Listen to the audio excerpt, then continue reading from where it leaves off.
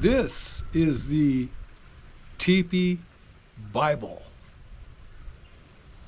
Most Tipi enthusiasts will agree that the Laubin book.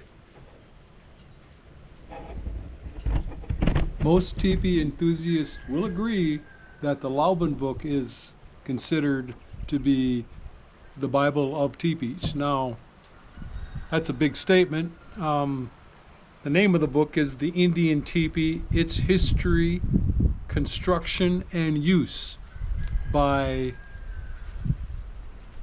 Reginald and Gladys Laubin, first published in 1957. There were later republications of the book, but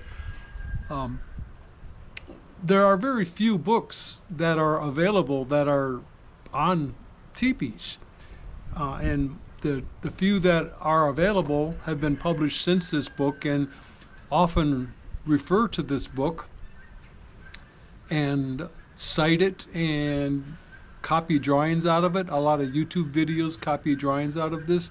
This is the main book, the main go-to book that Tipi enthusiasts have gone to. Even a Blackfoot man in Alberta, Canada recommended this book to the British author what's his name? Johnny Hughes, who took a trip across the northern Great Plains to determine whether the first teepee was a 3-pole teepee or a 4-pole teepee.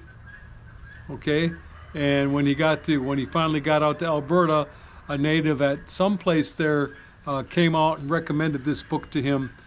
When I first got into teepees around 1980, I got in because I wanted to make a tent, and I did a bunch of tent research, and I found out that in a teepee you could build a fire. So I said, that's what I want. I didn't think about cultural appropriation, none of those kind of things at all. But so I found this book, and in this book is the one main diagram that explains how to make an 18-foot teepee, and I scaled it down, and I made my first 12-foot teepee based on a Siouan style.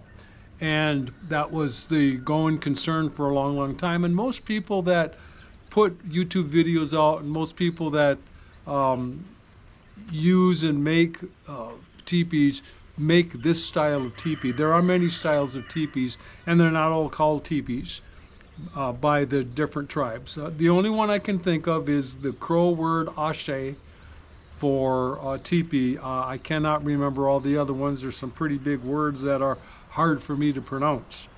But this book does cover some history of the plains, as best as I guess the Laubins could come up with back in the 50s. Of course, they were probably doing this around in the 40s into the 50s and finally made a book in the 50s. But they visited different tribes, some of the elders, and got some of their information about making teepees from them.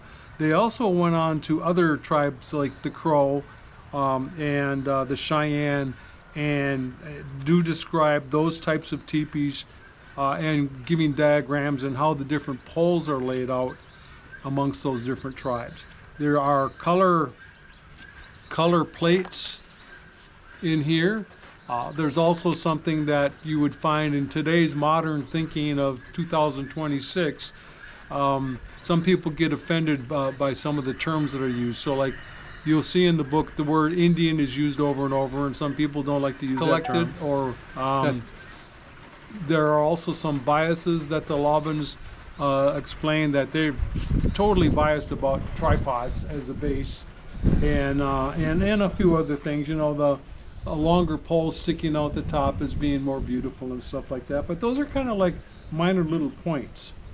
Okay, they're not all that important. The Laubins go into food being made, clothing, parfleches. Those are containers that you carry things on, carry things in with you, with beadwork and stuff. They actually dressed up like the locals. And they were adopted by a woman and man in the, the Standing Rock Reservation, and that may also offend people too today, for white people to do that, but they are considered to be the first authorities on the making of reproducing of the Plains Tipi. And so the Bible, which most of us, when we read the Bible, in real life, we read, like parts of it, or like when I first started to read the Bible, the real Bible, or whatever the real Bible is, I was given a New Testament with Psalms. So my idea of the Bible was the New Testament and Psalms, and later I got into, the Old Testament, and then the other books that never made the Old and New Testament and all that stuff. So for the most part, I spent most of my time in the first part of this Tipi Bible on how to make the Sioux style Tipi.